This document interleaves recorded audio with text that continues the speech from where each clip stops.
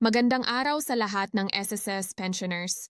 May magandang balita tayong pag-uusapan ngayon na siguradong hinihintay ng marami. Ito ay tungkol sa second tranche ng 1,000 pension increase na inaasahang ipapatupad sa Enero 2026. Maraming nagtatanong kung kailan ito ibibigay, sino ang makakatanggap, at paano ito papasok sa buwanang pensyon.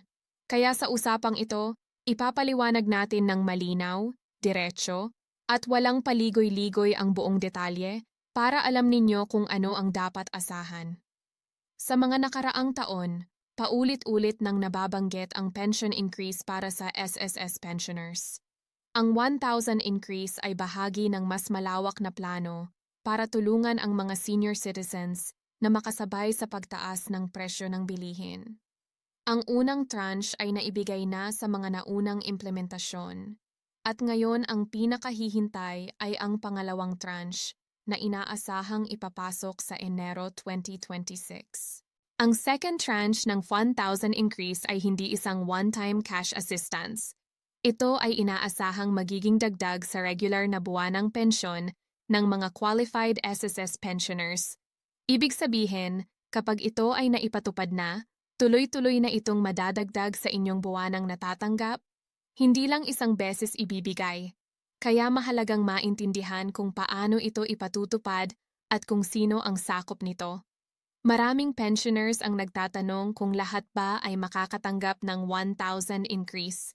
Ang sagot dito ay nakadepende sa classification ng pensioner at sa umiiral na patakaran ng SSS sa oras ng implementasyon. Karaniwan, ang mga retirement pensioners, disability pensioners, at survivor pensioners ay kabilang sa mga benepisyaryong isinasama sa mga ganitong pension increases. Ngunit may ilang kondisyon na kailangang matugunan upang masigurong qualified ang isang pensioner. Isa sa pinakamahalagang tanong ay kung kailan eksaktong ibibigay ang second tranche ng 1,000 increase.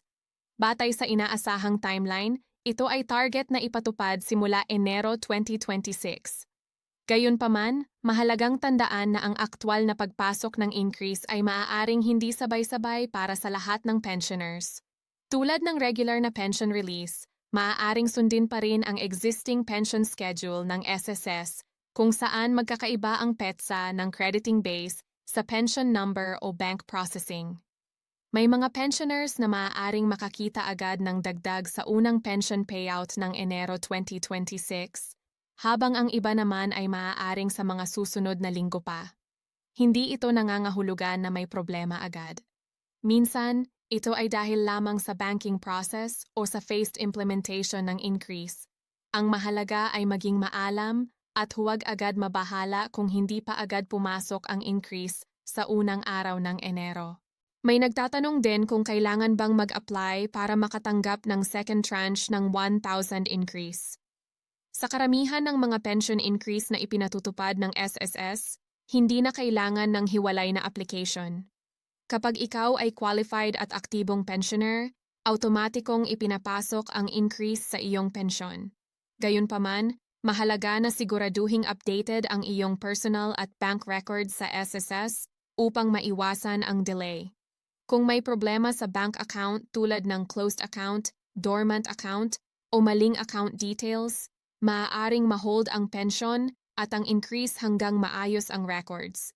Kaya isang mahalagang paalala sa lahat ng pensioners ay tiyaking tama at aktibo ang bank account na nakarehistro sa SSS bago pumasok ang Enero 2026. May ilan ding nagtatanong kung retroactive ba ang second tranche ng 1,000 increase. Ibig sabihin, kung sakaling madelay ang implementasyon, ibibigay ba ito bilang buo para sa mga nakalipas na buwan? Sa mga nakaraang pension adjustments, may mga pagkakataon na ang increase ay ibinibigay retroactively, ngunit ito ay nakadepende pa rin sa desisyon at opisyal na anunsyo ng SSS. Kaya mahalagang hintayin ang malinaw na abiso tungkol dito. Para sa mga bagong pensioners na magre-retire bago o mismong Enero 2026, karaniwang tanong din kung kasama ba sila sa second tranche ng increase. Sa maraming kaso, ang mga bagong pensioners ay isinasama sa pension increase basta't sila ay opisyal ng pensioner sa oras ng implementasyon. Ngunit muli, Ito ay nakadepende sa eksaktong guidelines na ilalabas ng SSS. Kaya mainam na maging updated at subaybayan ang mga opisyal na anunsyo. Isa pang mahalagang punto ay ang epekto ng 1,000 increase sa kabuuang pension amount. Para sa maraming pensioners, malaking tulong na ito lalo na sa gastusin sa gamot, pagkain, at iba pang pangunahing pangangailangan.